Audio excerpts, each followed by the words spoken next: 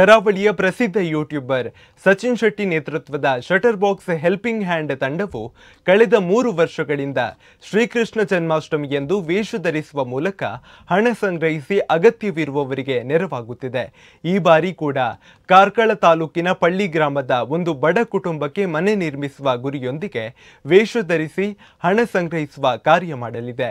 ಈ ಕುರಿತು ಸುದ್ದಿಗೋಷ್ಠಿಯಲ್ಲಿ ಮಾಹಿತಿ ನೀಡಿದ ತಂಡದ ಸದಸ್ಯ ಸುದೀಪ್ ಶೆಟ್ಟಿ ಅವರು, ನಮ್ಮ ತಂಡವು 2023ರಲ್ಲಿ ಒಂದು ಪುಟ್ಟ ಬಾಲಕಿಯ ಚಿಕಿತ್ಸೆಗೆ 10.81 ಲಕ್ಷಕ್ಕೂ ಹೆಚ್ಚು ಮೊತ್ತ ಸಂಗ್ರಹಿಸಿ ನೀಡಿದೆ.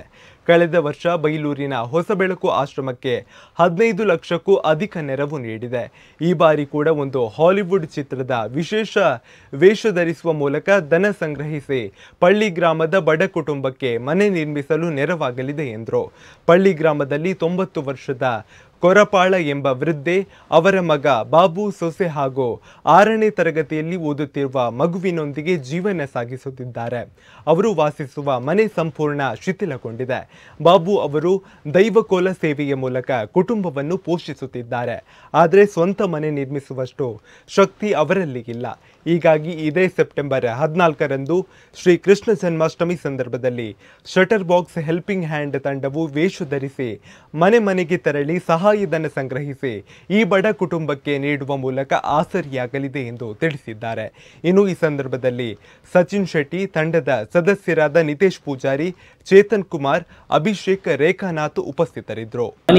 ಮಾಡ್ತೇನೆ, ಅದರಿಂದ ಸಮಾಜಕ್ಕೆ ಏನಾದರೂ ಕೊಡ್ಬೇಕಂತ.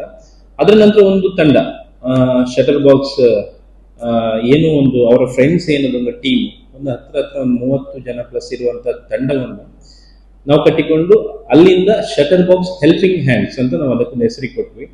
Shutter box films YouTube channel ಅಲ್ಲಿ ಏನು ಜನರಿಗೆ ಎಂಟರ್ಟೈನ್ ಮಾಡ್ತೇವೆ, ಅದ್ರ ಜೊತೆ ಸಮಾಜಮುಖಿ ಕೆಲಸ ಏನಾದ್ರು ಮಾಡ್ಬೇಕಂತ ಶಟರ್ ಬಾಕ್ಸ್ ಹೆಲ್ಪಿಂಗ್ ಹ್ಯಾಂಡ್ಸ್ ಅಂತ ಶುರುವಾಯಿತು. ಸೊ ಈ ಸರ್ತಿ ಯಾರಿಗೆ ನಾವು ಹೆಲ್ಪ್ ಮಾಡಬೇಕು, ಹೇಗೆ ಮಾಡ್ಬೇಕಂತ ನಮ್ಮ ಟೀಮ್ ಅಲ್ಲಿ ಡಿಸೈಡ್ ಮಾಡುವಾಗ ಈ ವರ್ಷ ಮನೆ ಕಟ್ಟಿಕೊಡುವ ಅಂತ ಒಂದು ಯೋಜನೆ ಹಾಕಿದ್ವಿ. ಅವಾಗ ನಮ್ಗೆ ಸಿಕ್ಕಿದೆ ಇದು ಪಳ್ಳಿ ಗ್ರಾಮದಲ್ಲಿರುವಂತ ಒಂದು ಬಡ ಕುಟುಂಬ, ಒಂದು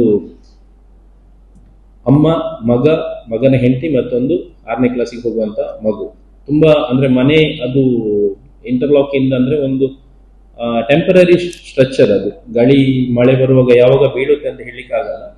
ಮತ್ತೆ ಅವ್ರದ್ದು ಬ್ಯಾಕ್ ಗ್ರೌಂಡ್ ಚೆಕ್ ಮಾಡಿದ್ವಿ ನಾವು, ಏನ್ ಮಾಡ್ತಿದ್ದಾರೆ ಅಂತ. ಆವಾಗ ನಮ್ಗೆ ಗೊತ್ತಾಯ್ತು ಅವರು ದೈವ ನರ್ತಕರಲ್ಲ, ದೈವ ನರ್ತಕರು ಯಾರು ಇರ್ತಾರೆ ಅವರಿಗೆ ಅಸಿಸ್ಟೆಂಟ್ ಆಗಿ, ಅಂದ್ರೆ ಅವರಿಗೆ ಹೆಲ್ಪ್ ಮಾಡ್ಲಿಕ್ಕೆ, ಅಂದ್ರೆ ಹಿಂದ್ಗಡೆಯಿಂದ ಅವರಿಗೆ ಹೆಲ್ಪ್ ಮಾಡುವಂತ ಒಂದು ಫ್ಯಾಮಿಲಿ. ಅವರಿಗೆ ಡೈರೆಕ್ಟ್ ಪೇಮೆಂಟ್ ಸಿಗುವುದಿಲ್ಲ. ಅಂದ್ರೆ ಎಲ್ಲಿಗೆ ಅದು ದೈವ ನರ್ತನೆಗೆ ಹೋದಾಗ ದೈವ ನರ್ತಕರಿಗೆ ಏನ್ ಪೇಮೆಂಟ್ ಸಿಗುತ್ತೆ ಅದರಲ್ಲಿ ಅವರಿಗೆ ಒಂದು ಪೇಮೆಂಟ್ ಸಿಕ್ಕುವಂತದ ಒಂದು ಸಣ್ಣ ಮೊತ್ತದ ಅಮೌಂಟ್ ಸಿಗುತ್ತೆ.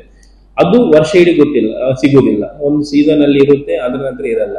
ಸೊ ಅದ್ರ ನಂತರ ಕೂಲಿ ಕೆಲಸಕ್ಕೆಲ್ಲ ಹೋಗ್ತಾ ಇರ್ತಾರೆ. ಸೊ ಅಂತವರಿಗೆ ಒಂದು ಅವಶ್ಯಕತೆ ಇದೆ, ಒಂದು ಮನೆ ಕಟ್ಟಿಕೊಡ್ಬೇಕು. ಮನೆ ಕಟ್ಟಿಕೊಡುವಾಗ ಒಂದು ಉತ್ತಮ ರೀತಿಯ ಮನೆ ಕಟ್ಟಬೇಕು. ಏನೋ ಕೆಲವರು ಹೇಳ್ತಾರೆ, ಅಂದ್ರೆ ಇವರು ಯೂಟ್ಯೂಬ್ ಅಲ್ಲಿ ಇರ್ತಾರೆ, ಏನೋ ಇವರಿಗೆ ಒಂದು ಹೆಸರಿಗೆ ಏನೋ ಬೇಕು, ಅಥವಾ ಯೂಟ್ಯೂಬ್ಗೆ ಲೈಕ್ಸ್ಗೆ ಅಥವಾ ಕಮೆಂಟ್ಸ್ಗೆ ಅಥವಾ ಏನೋ ಆ ತರದೊಂದು ಏನೋ ಮನೆ ಆಗ್ಬಾರ್ದು.